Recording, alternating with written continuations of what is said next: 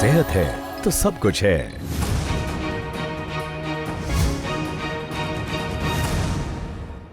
कोविड-19 cases की संख्या में हो रही है लगातार वृद्धि। ऐसा क्यों हुआ? बढ़ रही है मौतों की संख्या। ऐसा क्यों हुआ? हॉस्पिटल्स में बेड कम पड़ रहे हैं। ऐसा क्यों हुआ? रिकवरी रेट होता जा रहा है दिन प्रतिदिन कम। ऐसा क्यों हुआ? जो कोरोना कंट्रोल में होता जा रहा था वो अचानक आउट ऑफ कंट्रोल हो गया। ऐसा क्यों हुआ? क्या लोगों ने प्रिकॉशंस लेना बंद कर दिया? क्या लोग मास्क और 2 गज की दूरी को भूलकर अपने रोजमर्रा के कामों में व्यस्त हो गए?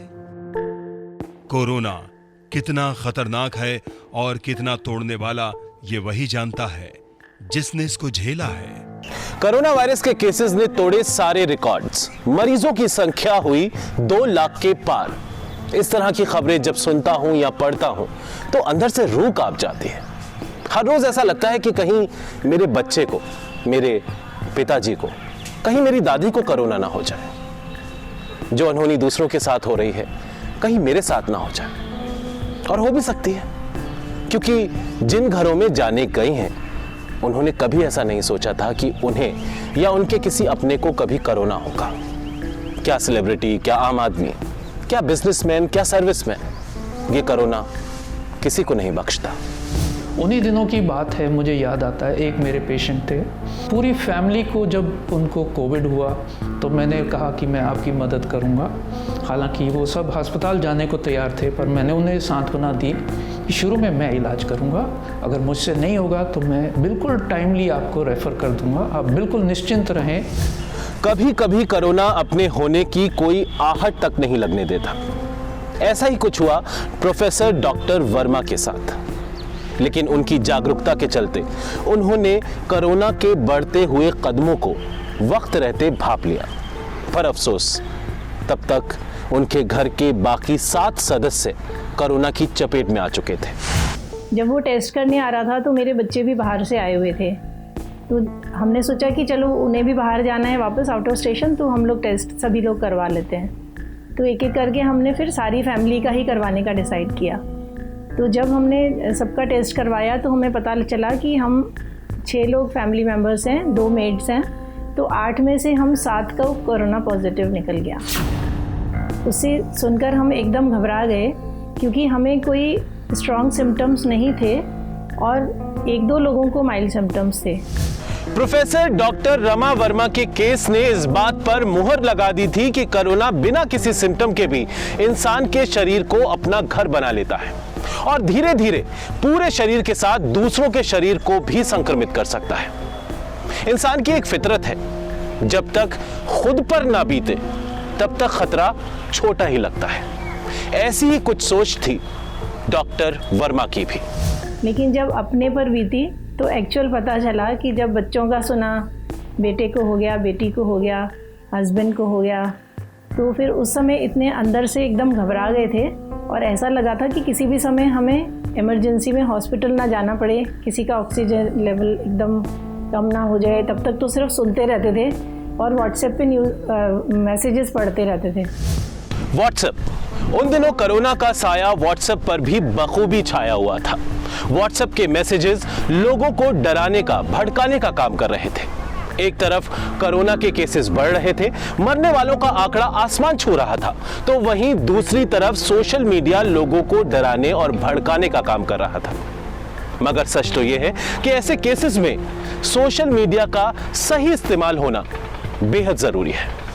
हमने एक व्हाट्सएप ग्रुप बना लिया था उनकी फैमिली के लिए, हर एक मेंबर्स के लिए, तो जिससे बहुत सहायता हुई। सभी पढ़े लिखे थे, उनमें से उनके बच्चे भी थे और वो बहुत सेवी थे इंटरनेट से और वो नई नई इन्फॉर्मेशन लाते थे। उसमें सबसे ज़्यादा मिथ्स होती थी कुछ, जैसे बहुत सारी मिथ्स हैं कोविड के बारे में, उन दिनों में बहुत उछलती थी, तो वो सारी हमने क्लियर की, उनको समझाया कि नहीं ये मिथ्स हैं, ये साइंस है।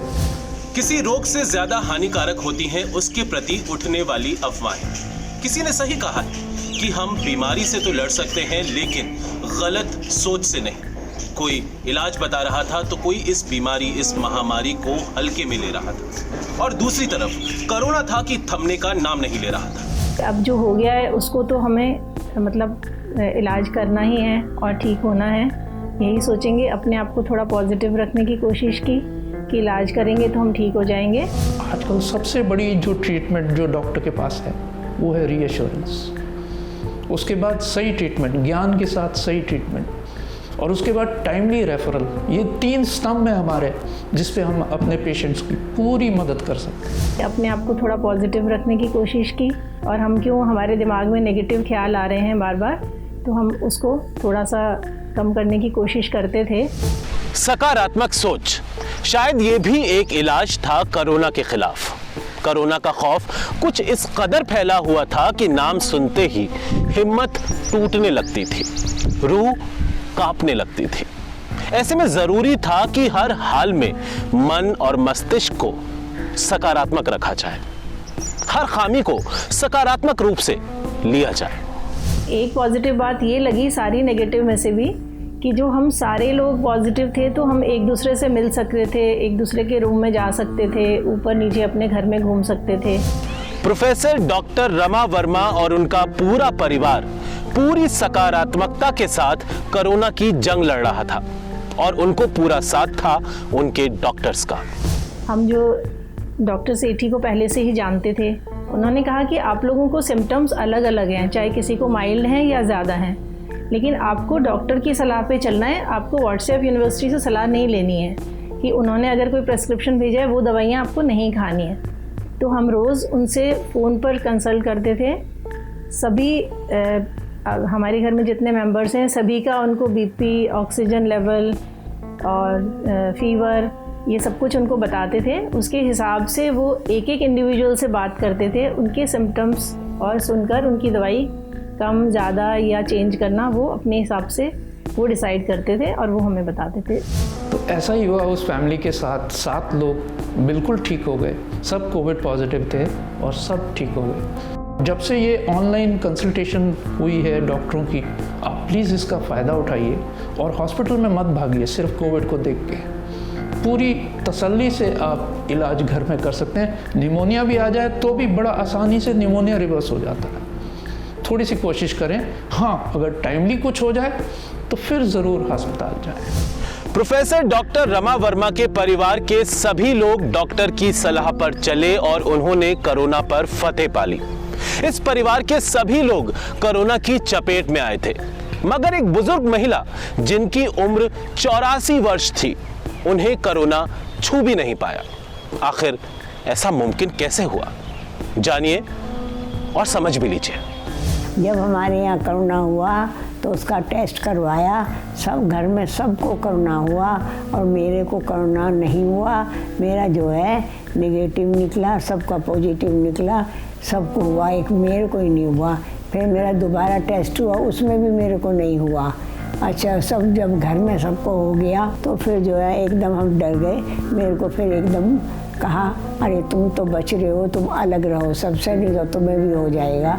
फिर मेरे को अलग एक कमरे में रखा और मैं वहाँ रही, कोई नहीं मिलने आता था, और खाना हमारा मेरे को जो हो गया था तो बाहर से आता था, और तो इस तरह से टाइम निकाला। मैं ज़्यादातर क्या करती थी, जो कहा हुआ है वही करती थी। अगर कोई भी चीज़ छूते या करते थे, खाना खाया या कुछ करा, 3 दफ़े साबुन से खूब हाथ धोते थे, जिससे कि कोरोना को दूर करने के लिए हाथ धोना बहुत ज़रूरी है। तो हम हाथ धोते थे, सफाई रखते थे, जिससे कोरोना ना होए। अब हमारे घर में किसी को कोरोना नहीं है। हम मास्क लगाते हैं और दूरी पर रहते हैं। कोई अजनबी आता है तो उसको बाहर ही बैठाते हैं, ज़्यादा देर नहीं बैठते उनके पास, और ये सब हम करते हैं। अब तो जो है वैक्सीन आ गई है कोरोना के बचाने के लिए, कोरोना को दूर करने के लिए, तो वैक्सीन भी हम लगवाएंगे। कोरोना पर फतेह करने का यही रास्ता है, मगर हम अक्सर अपने बड़ों की बातों को नजरअंदाज कर देते हैं। कोरोना से डरना नहीं है, मगर लापरवाही भी नहीं बरतनी है। इसका कोई ठोस इलाज नहीं है तो क्या हुआ, हमें डॉक्टर्स के संपर्क में रहना है। कोरोना पर अगर काबू पाना है तो हमें खुद को सुरक्षित रखना ही पड़ेगा। 2021 में जो हमारा वायरस कोविड है, ये बिहेव किसी और तरह से ही कर रहा है। बहुत तेज़ी से बढ़ रहा था पहले शुरू में, अब थोड़ा सा कम हुआ है, लेकिन अभी भी एहतियात लेनी बहुत ज़रूरी है। और ये 4 सिम्टम्स जैसे मैंने कहा है कईयों से, अपने मरीज़ों से, एक कफ है, एक कोल्ड है, एक ब्रेथलेसनेस है, ये 4 चीज़ें, और एक चौथी जो मेलेस और फीवर, ये बहुत इंपॉर्टेंट 4 हैं। अगर इन 4 चीज़ों को अगर आप देख लें तो ज़रूर सोचें कि ये कोविड हो सकता है। इसको आसानी से जाने मत दें। नॉर्मली क्या होता है, उससे पहले जो 2018 की जो खांसी सर्दी ज़ुकाम होती थी, इसको हम परवाह ही नहीं करते थे। लोग सोचते ही नहीं थे कि ये कोई चीज़ है जिसके लिए डॉक्टर के पास जाएं। लेकिन प्लीज़ इस साल 2021 में, जबकि दूसरी सर्ज आने वाली है हमारे सिर के ऊपर, इन 4 चीज़ों का ख्याल रखें तो आप पूरा बच सकते हैं, पूरे सुरक्षित रह सकते हैं। साल 2020 तो बहुत कुछ छीन ले गया।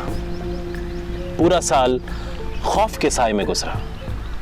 एक तरफ संक्रमण के आंकड़े बढ़ रहे थे तो दूसरी तरफ मरने वालों के आंकड़े आसमान छू रहे थे।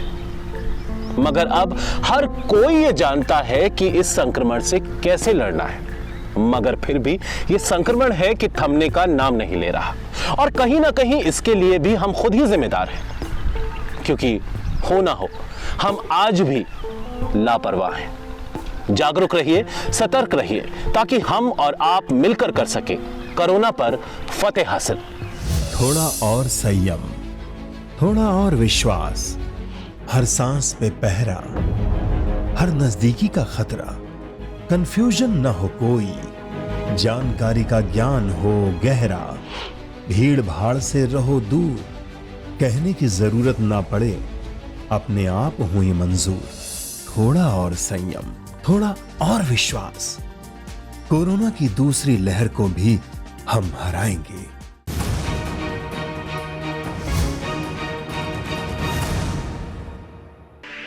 Like, share, subscribe for more such informative videos.